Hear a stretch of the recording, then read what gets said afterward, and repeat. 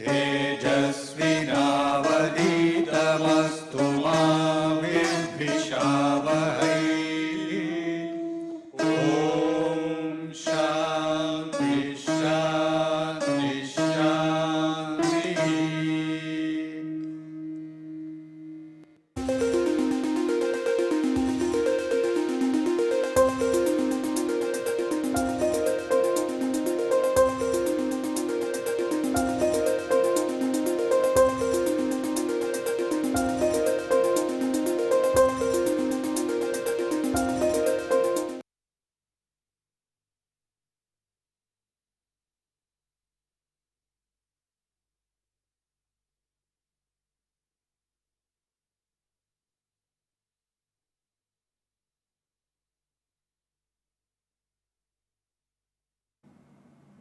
Welcome back to Prestressed Concrete Structures.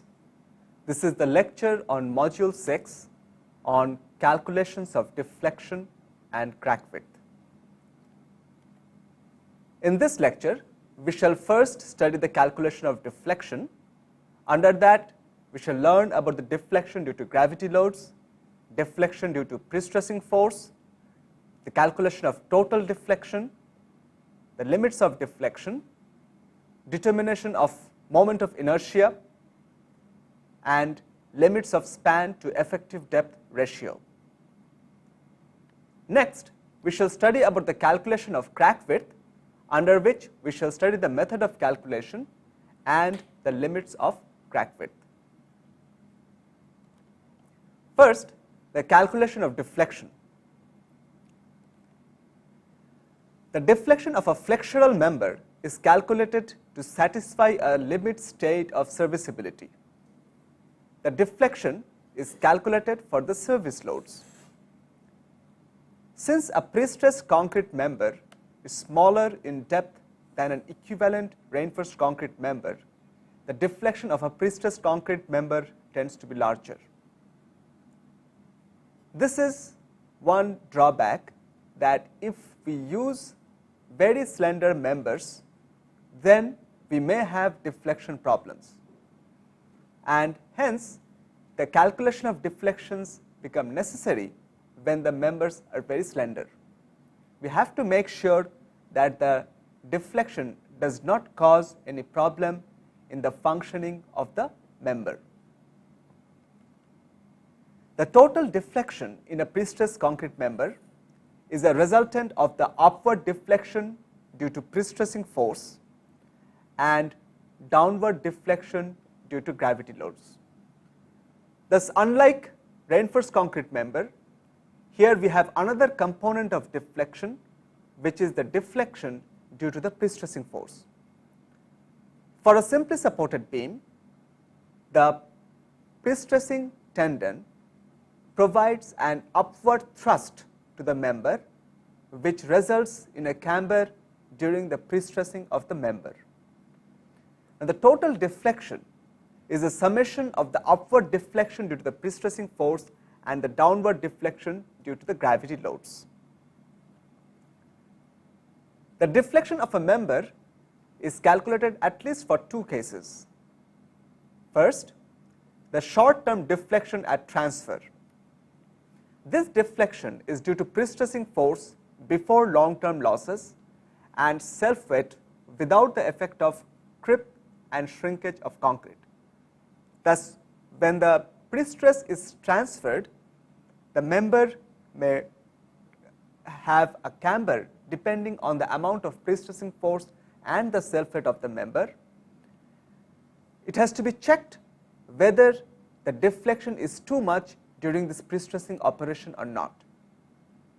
If there is some finishing over the member, then it has to be checked whether this finishing will have any negative effect due to the deflection, whether there will be any cracking on the finishes or not. The second case for calculating deflection is the long-term deflection at service loads. This deflection is due to prestressing force after long-term losses and the permanent components of the gravity loads, including the effect of creep and shrinkage. Thus, At service loads, the deflection has two components. One is due to the prestressing force after the long term losses, and next is the component due to the gravity loads. Now, for the gravity loads, only the permanent component of the gravity loads is considered in the long term deflections. The permanent component of the gravity load includes the dead load and the sustained component of the live load. Now, here comes an engineering judgment that how much live load should be considered to be sustained. That depends upon the analyst. Now, in our permanent load, we are including only the sustained part of the live load and not the total live load. If you are interested in the total deflection, then we may include the deflection due to additional component of the live load as well. First, we shall see the calculation of deflection due to gravity loads.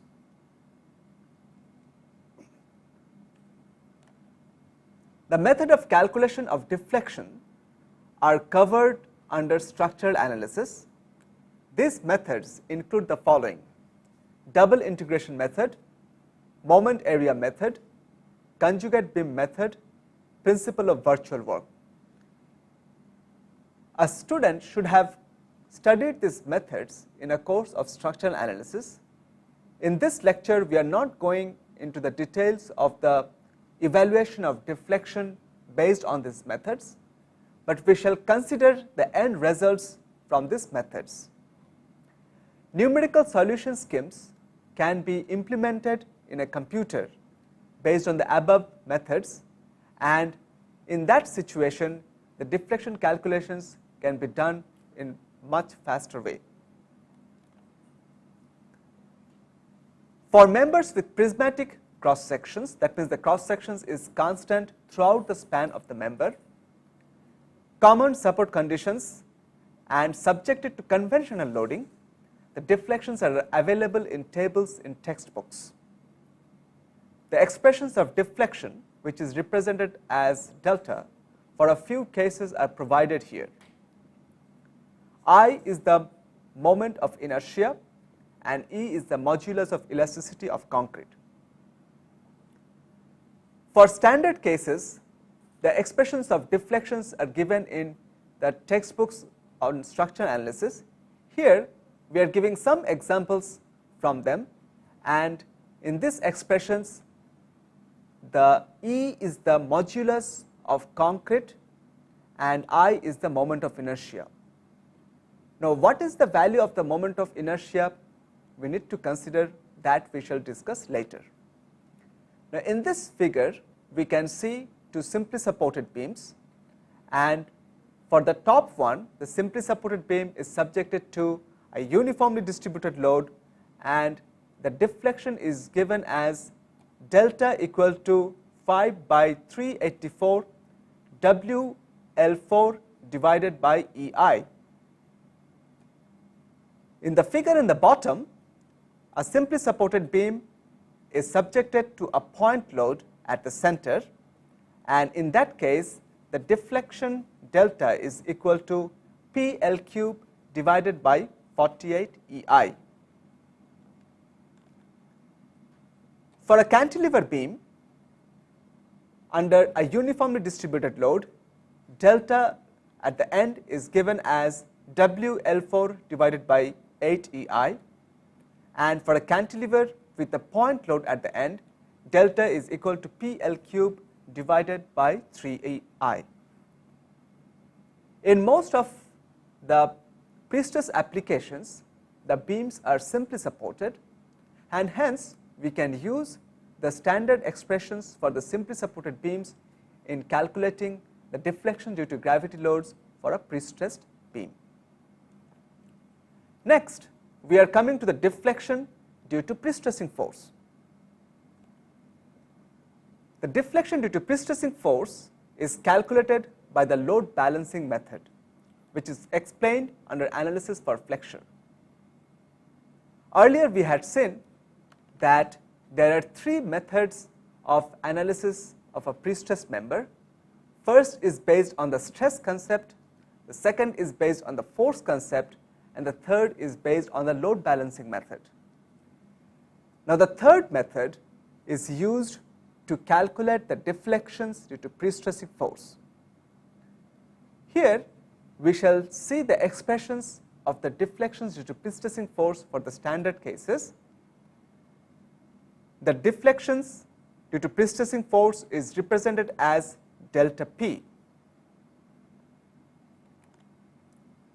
For a parabolic tendon with eccentricity E at the middle, there is a uniform upward load which is represented as W up.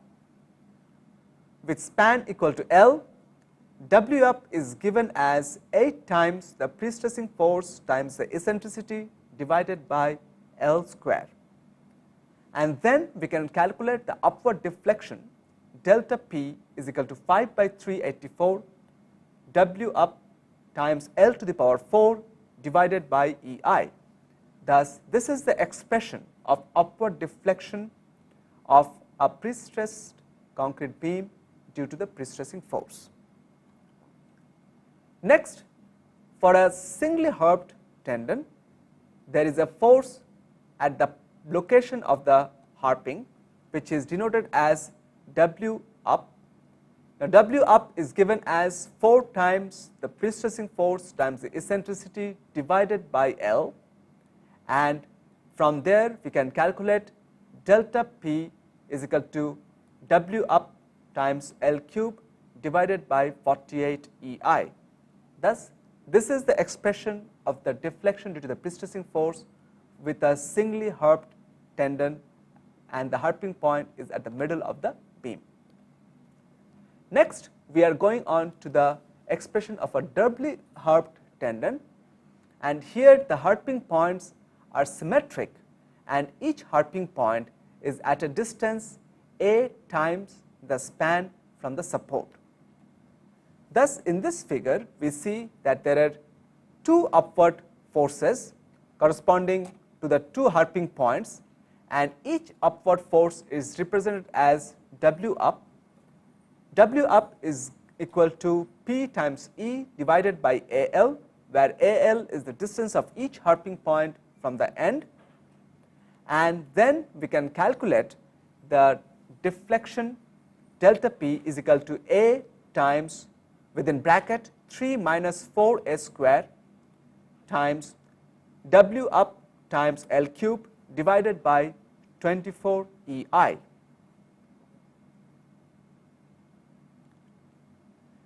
Next, we are calculating the total deflection due to the prestressing force and the gravity loads. As we said before, that the total deflection is calculated for the 2 cases.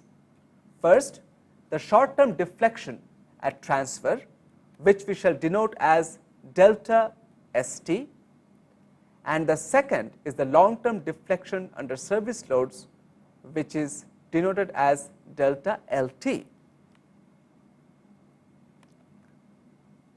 Short term deflection at transfer.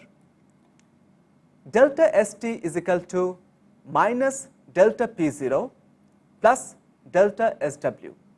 Here, delta P0 is the magnitude of deflection due to the prestress at transfer, which is denoted as P0, which is before the long term losses, and delta SW is the deflection due to the self weight, which is downwards, and the P0 is the prestressing force before the long term losses.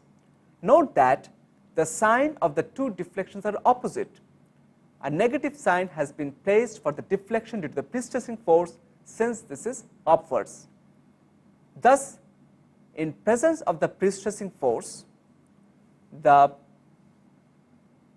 total deflection may become negative if the value of delta SW is numerically smaller than delta P0. In that case, the beam will have a camber and it will deflect upwards. Now, we are calculating the long term deflection under service loads. The calculation of long-term deflection is difficult because the prestressing force and creep strain influence each other. The creep of concrete is explained in the module of material properties. The creep of concrete is defined as the increase in deformation with time under constant load. Due to the creep of concrete, the prestress in the tendon is reduced with time. This is an important aspect in the calculation of long-term deflections, that the concrete deforms with time due to the permanent load, and due to the deformation of the concrete or due to the shortening of the concrete, the prestressing force gets reduced. There is a loss in the prestressing force. Thus, creep and the prestressing force, they influence each other, and hence the exact calculation of long-term deflections gets difficult. Now, the creep was discussed in details in the module of material properties. Here we are having a quick review of how to measure the creep strain in concrete. The ultimate creep strain is found to be proportional to the elastic strain. The ratio of the ultimate creep strain to the elastic strain is called the creep coefficient theta. Creep coefficient theta for 3 values of age of loading as per the code IS 1343-1980 is given in the table, that at 7 days of prestressing force, the creep coefficient is 2.2. That means if the prestressing force is transferred when the concrete age is 7 days, then the creep strain is 2.2 times the elastic strain.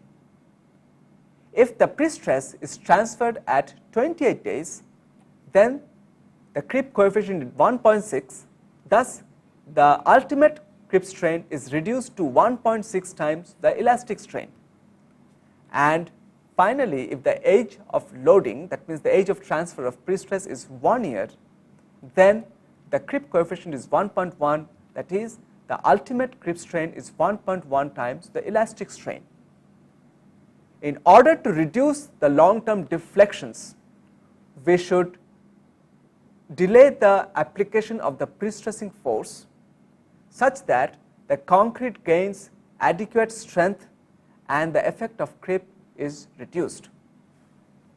Now, in this table, the only factor which has been considered in evaluating the creep strain is the age of loading for the concrete. There are other factors which influence creep.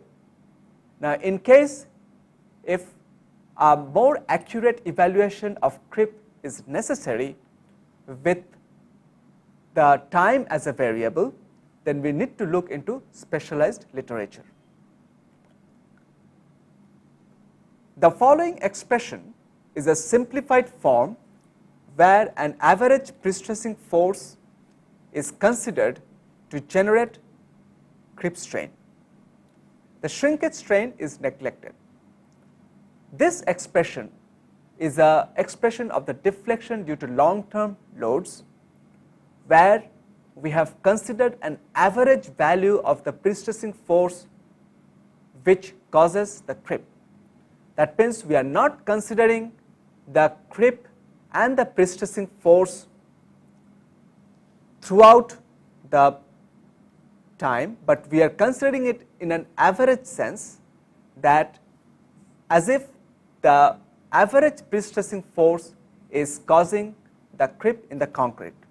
And with this assumption, the expression of the long-term deflection is delta LT is equal to minus delta PE, which is the deflection due to the effective prestressing force at service loads, then minus delta P0 plus delta PE divided by 2. Now, this term is the average deflection due to the prestressing force times theta, which is the effect of creep. These deflections are calculated based on elastic calculations, and that we are multiplying by theta to get the effect of creep, plus delta dl plus delta sl, where delta dl is the deflection due to dead load and delta sl is the deflection due to the sustained load, and these deflections are again calculated by the elastic expressions that we had seen earlier, the whole times 1 plus theta. Now, theta considers the effect of creep, plus delta LL, which is the deflection due to additional live load, if you are interested to include that as well. Thus, this expression is a simplified form of calculating the long-term deflection by including creep and the change in the prestressing force and the deflection due to sustained loads in the expression. To summarize the notations in this expression, delta P0 is the magnitude of deflection due to P0, the pre-stress before long-term losses. Delta PE is the magnitude of deflection due to PE, where PE is the effective pre-stressing force after long-term losses. Delta DL is the deflection due to dead load, including self-wet. Delta SL is the deflection due to sustained live load, and delta LL, which is the deflection due to additional live load.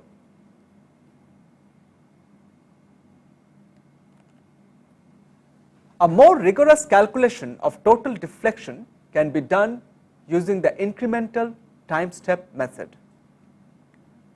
Now we are learning the summary of a procedure which is a more rigorous procedure to calculate the deflection, which considers the change of the prestressing force due to creep with time.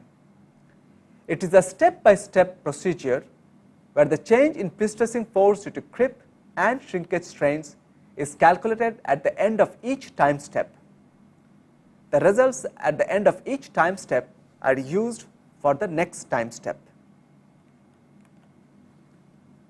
This step-by-step procedure was suggested by the Precast Prestressed Concrete Institute, the PCI, and the reference paper is written by the PCI committee, and the title of the paper is Recommendations for Estimating Prestressed Loss.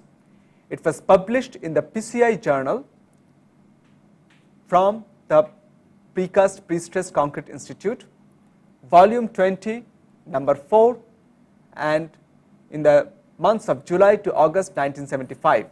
The pages are from 43 to 75.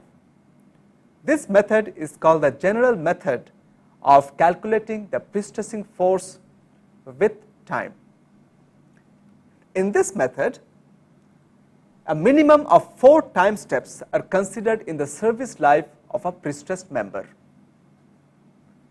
The following table provides the definitions of the time steps. Thus, the idea is that the time scale is discretized into 4 steps, and the discretization is based on the variation of the prestressing force with time. The method suggests that at least a minimum 4 time steps should be considered, and those time steps are as follows. For the first time step, for a pretension member, the beginning of the time step is the anchoring of the steel. For post tension, the beginning is the end of curing.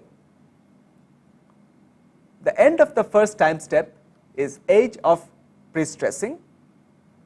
Thus, within this period, there may be some shrinkage in the concrete, and for the pretension member, there can be some relaxation losses after the tension has been applied in the steel, and then the prestress is transferred to the member. In the second time step, the beginning of the time step is the end of the first time step, and the end of the second time step is 30 days after pre-stressing or when subjected to superimposed load. Thus, we see that the first 1 month is important in the variation of the pre-stressing force and the creep and shrinkage strains. In the third time step, the beginning is at the end of step 2 and the end is 1 year of service, and the fourth time step begins at the end of step 3 and the ends at end of service life. Thus, these are the minimum 4 time steps that the committee recommends to monitor the pre-stressing force with time, considering the creep and shrinkage strains in the concrete.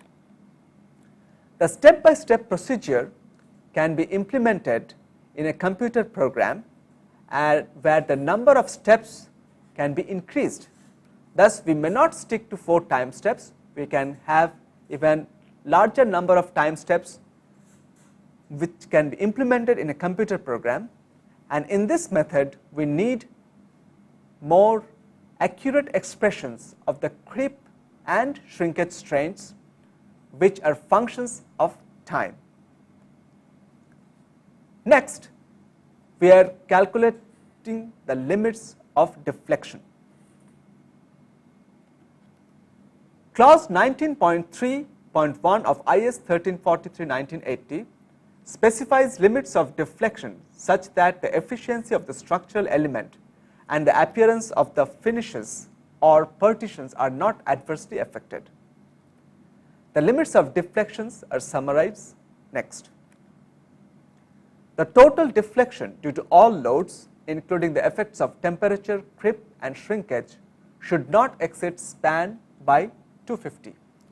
This is the first requirement, that the total deflection at any point during the service life of the structure should not exceed span divided by 250.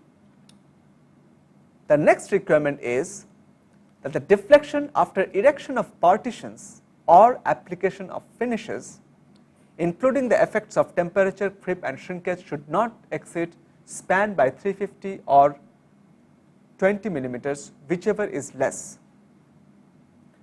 Thus, we see that if there are partitions or finishes, we may need to calculate deflections before the finishes or partitions are applied, because we are calculating the additional deflection after the partitions or finishes are placed, and this additional deflection should be limited to span by 350 or 20 millimeter, whichever is less.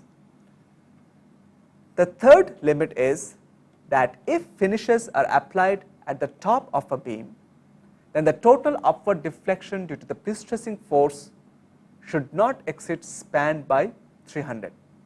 Thus, if the finishings are applied before the pre-stressing force has been transferred, then the upward deflection should not exceed span by 300. That these are the limits which the code specifies. For special structures, additional limits may be considered depending upon the situation. Next, we are moving on to the determination of moment of inertia.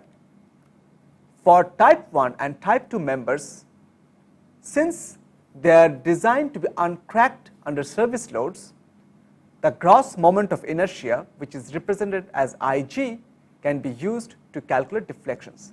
That means the moment of inertia can be calculated from the total section, and it can be substituted in the expressions of deflection for type 1 and type 2 members.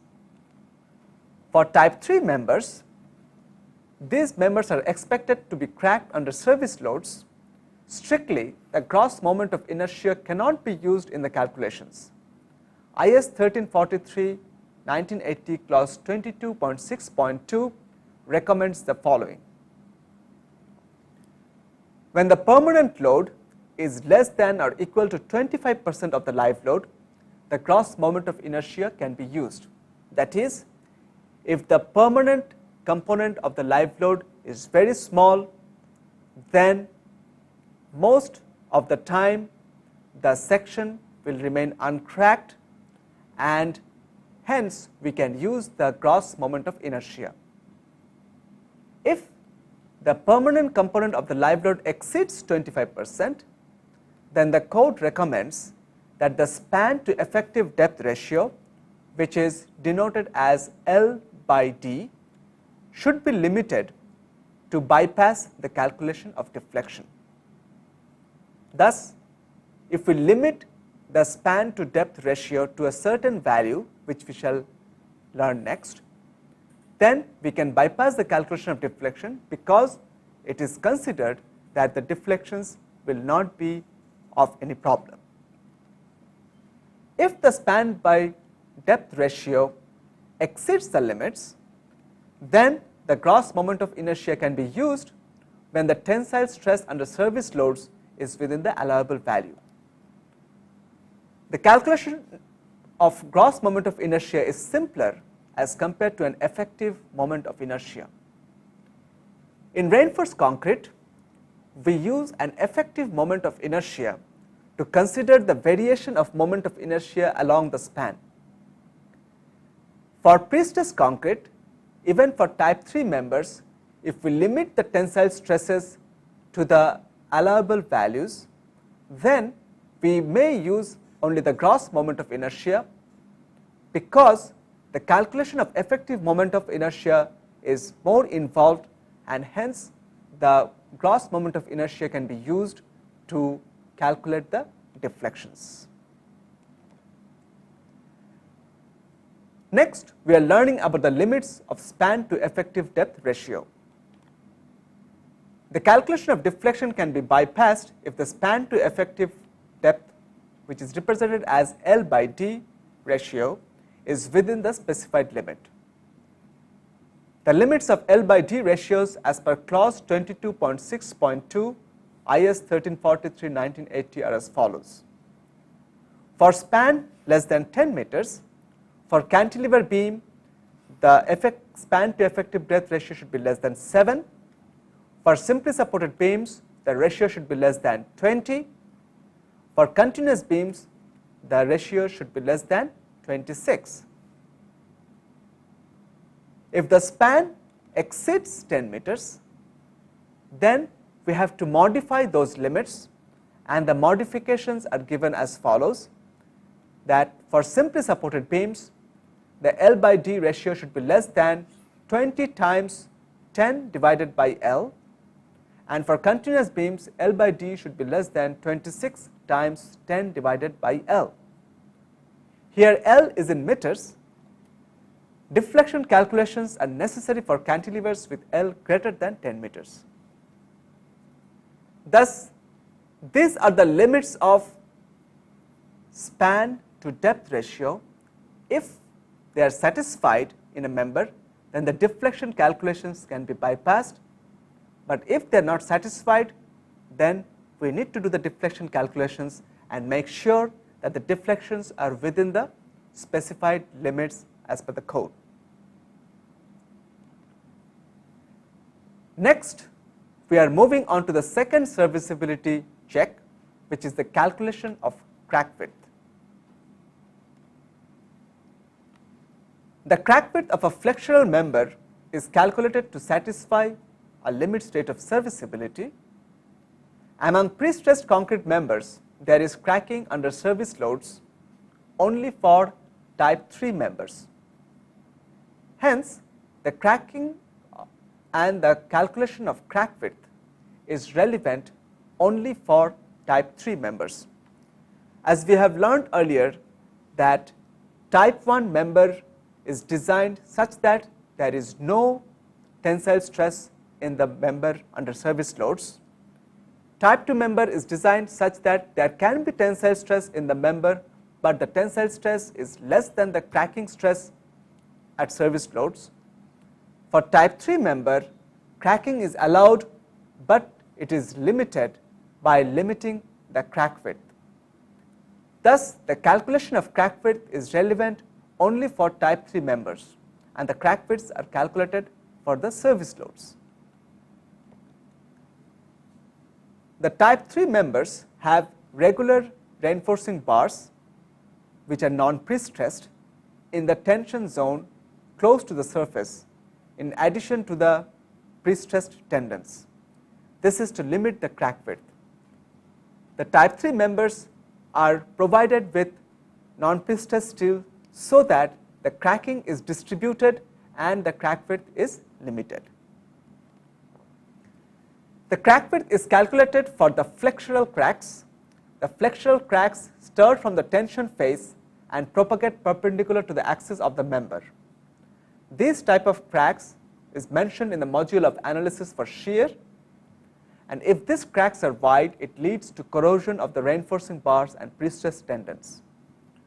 We had learned about the flexural cracks when we studied shear, and these flexural cracks, if they tend to become wide, then it leads to the problem of corrosion and the durability.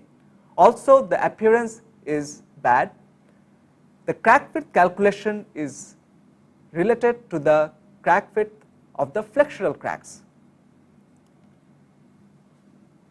The surface crack width of a flexural crack depends on the following quantities: amount of prestress, tensile stress in the longitudinal bars, thickness of the concrete cover, diameter and spacing of longitudinal bars, depth of member and location of neutral axis, bond strength, and tensile strength of concrete. The crack width calculation is an involved process. There is a fracture mechanics approach to calculate the crack width, but the recommendations in the reinforced concrete design are simpler for our day-to-day use in design checks. But we have to appreciate that the crack width depends on several factors, and the expressions that has been developed is an estimate of the crack width. When we are experimentally calculating the crack width, we may find variations in the observed crack width. We are moving on to the method of calculation of crack width. IS 456-2000 Annex F gives a simplified procedure to determine crack width. The designed surface crack width, which will be represented as WCR, at a selected location in the section with maximum moment is given as follows. First, we are calculating the crack width at the location of maximum moment, and then for that particular section, we can select any location along the periphery of the beam, and it is selected in the tensile region of the beam, and the crack width expression is given by this equation. WCR is equal to 3 times our distance measure, which is ACR, times epsilon m, which is a measure of the strain at the location of the calculation of crack width, divided by 1 plus 2 times ACR minus C min, where C min is the minimum cover to the nearest longitudinal bar, divided by h minus x, where h is the total depth and x is the depth of the neutral axis. Thus, h minus x is the depth of the zone of concrete under tension. To summarize the notations, ACR is the shorted distance from the selected location on the surface to a longitudinal bar. C minimum is the minimum clear cover to the longitudinal bar. H is the total depth, x is the depth of the neutral axis, epsilon m is an average strain at the selected location. What is meant by average, that we shall discuss later. The values of C minimum and H are obtained from the section of the member. Thus, among the variables, we can directly get H and C minimum from the sectional properties. Next, we need to calculate ACR, and then we need to calculate X and epsilon m. Evaluation of ACR. The location of crack width calculation can be at the soffit or the sides of a beam. The value of ACR depends on the selected location. The following sketch shows the values of ACR at a bottom corner A, at a point in the soffit of the beam B, and at a point at the side C. The crack width can be calculated anywhere along the periphery of the beam which is under tension. The zone below the neutral axis is the zone under tension. We can calculate the crack width at a point in the corner which is represented as A, or a point in the soffit which is represented as B, or a point in the side which is represented as C. And for these 3 points, the distance to the nearest longitudinal bar has been represented by ACR. Thus, the ACR can be found out from the designed section based on the location of calculation of crack width. Usually, the crack width is calculated at a point in the soffit which is equidistant from 2 longitudinal bars. This point is the location of maximum estimated crack width. Usually, it is found that a point at the soffit which is in between 2 longitudinal bars, that point has the maximum crack width, and hence the first we calculate the crack width at the soffit which is in between 2 longitudinal bars. Now, in this sketch of the cross section of the beam, C minimum is the clear cover, S is the spacing of the longitudinal bars, dB is the diameter of the longitudinal bars, ACR is the distance from the point of investigation to the nearest longitudinal bar, and DC is the effective cover to the reinforcing bars.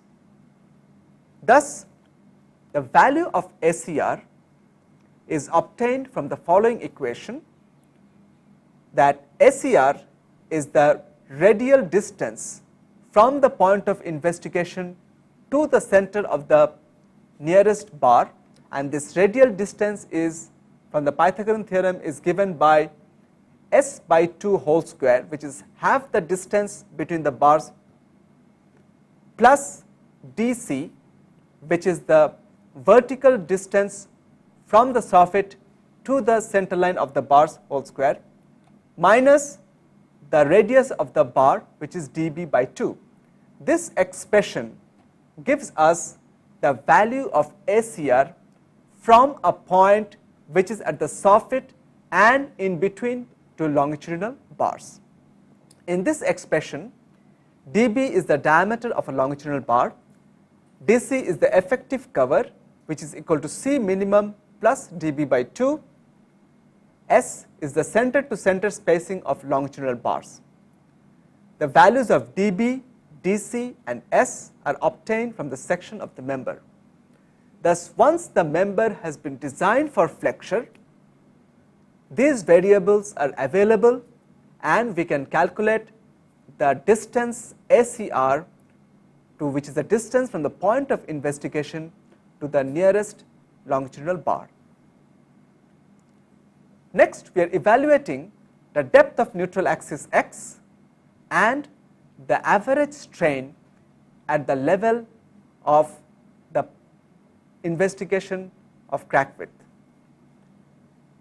The values of x and epsilon m are calculated based on a sectional analysis under service loads. The sectional analysis should consider the tension carried by the uncracked concrete in between 2 cracks. The stiffening of a member due to the tension carried by the concrete is called the tension stiffening effect. The value of epsilon m is considered to be an average value over the span. Now, this is a new concept we are observing, that for flexure usually we do a sectional analysis at the critical section, which is a cracked section. But when we are trying to find out the crack width, if we do a cracked sectional analysis, then the crack widths are overestimated. The reason behind this is that if we just do a cracked sectional analysis, then we are neglecting the effect of concrete which is in between the cracks. Now, the concrete in between the cracks has some tensile strength, and that tensile strength reduces the crack width if we just calculate based on a cracked section. The effect of tension in the concrete in between two cracks is called the tension stiffening effect. It reduces the crack width and it reduces the deflection from the values calculated based only on cracked section.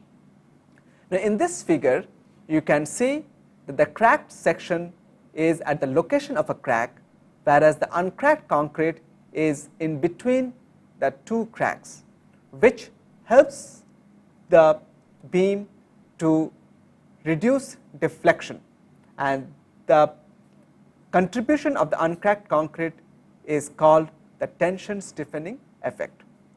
Now, when we are calculating epsilon m at the soffit of the beam, since epsilon m varies along the length of the span, we are calculating an average value which should include the tension stiffening effect. IS 456-2000 recommends two procedures for the sectional analysis considering the tension stiffening effect. The first one is a rigorous procedure with explicit calculation of tension carried by the concrete. The second one is a simplified procedure based on the conventional analysis of a cracked section, neglecting the tension carried by concrete. An approximate estimate of the tension carried by the concrete is subsequently introduced. This IS 456 gives us two procedures to do the sectional analysis to calculate x and epsilon m. The first one is a rigorous procedure where we consider a section with tension in the concrete below the neutral axis. The second procedure is the conventional cracked section analysis, where we neglect any tension in the concrete below the neutral axis, but then the strain is modified to take account of the tension in the concrete. In this lecture, we shall explain the simpler procedure which is based on a conventional crack section analysis. In this type of analysis, for a rectangular zone under tension, the expression of epsilon m is equal to epsilon 1 minus, in the numerator, b times h minus x times a minus x divided by 3 times es times as times d minus x. For a prestressed member, EP AP plus ES AS is substituted in place of ES AS. We shall understand the notation of each of these terms in the next slide. A is the distance from the compression phase to the location at which crack width is calculated, which is same as h when the crack width is calculated at the soffit. B is the width of the rectangular zone. In most of our applications, we will have a rectangular zone at the bottom, and hence this formula will be applicable, where B is the width of the rectangular zone. D is the effective depth of the longitudinal reinforcement. That means it is the effective depth of the non-prestressed steel. AS is the area of non-prestressed reinforcement. AP is the area of prestressing steel. ES is the modulus of elasticity of non-prestressed steel. EP is the modulus of elasticity of prestressed steel. All these variables are available from the section and the material properties of the beam. The two variables epsilon 1 and epsilon s, which is used in epsilon 1, needs to be calculated. Epsilon 1 is the strain at the selected location, which is, if it is the soffit, then it is the strain at the soffit, and which by a similarity of triangles is given as epsilon s, which is the strain in the longitudinal reinforcement based on a crack section analysis, times a minus x, which is the distance of the soffit from the neutral axis, divided by d minus x, which is the distance of the centroid of the longitudinal reinforcement from the neutral axis. This expression of epsilon 1 is substituted in the expression of epsilon m. The crack section analysis of a type 3 member should be based on strain compatibility of concrete and pre-stressing steel. The depth of neutral axis x can be calculated by a trial and error procedure till the equilibrium equations are satisfied. The equilibrium and compatibility equations are provided here. We shall discuss the cracked section analysis of a type 3 member based on the compatibility of strains between the concrete at the level of the pre-stressing steel and the pre-stressing steel, and from this crack section analysis by a trial and error procedure we can find out the depth of the neutral axis, which is represented as x. The following sketch shows the beam cross section, strain profile, stress diagram, and force couples under service loads. The contribution of non-prestressed reinforcement is also included. In this figure, we see that for a rectangular section, B is the breadth, dP is the depth of the pre-stressing steel, D is the depth of the non-prestressed reinforcement. The strain diagram, epsilon C is the strain in the concrete at the top, epsilon S is the strain in the non-prestressed steel, and epsilon P is the strain in the level of the concrete at the non-prestressed steel. Epsilon DEC is the strain at decompression, and this is added to epsilon P to get the total strain in the pre-stressing steel.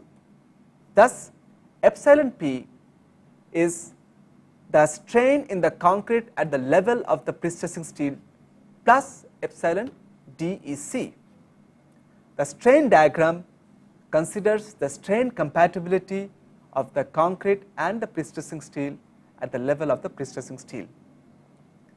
The stress diagram is available from the elastic analysis, that here the stress in the concrete is linear with the stress of Fc, and the stress in the pre-stressing steel and the non-prestressed steel are Fp and Fs respectively.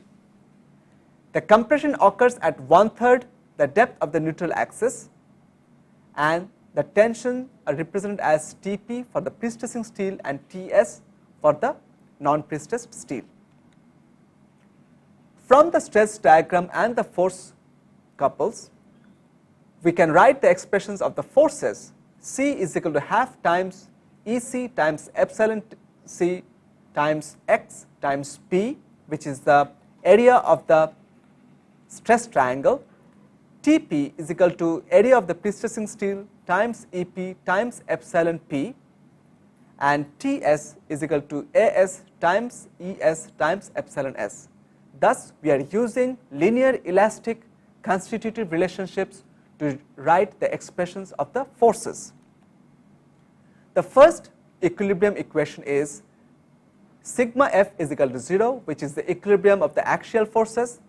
Thus, Tp plus Ts should be equal to C, and when we write the expressions of Tp and Ts and C, we get the first equilibrium equation.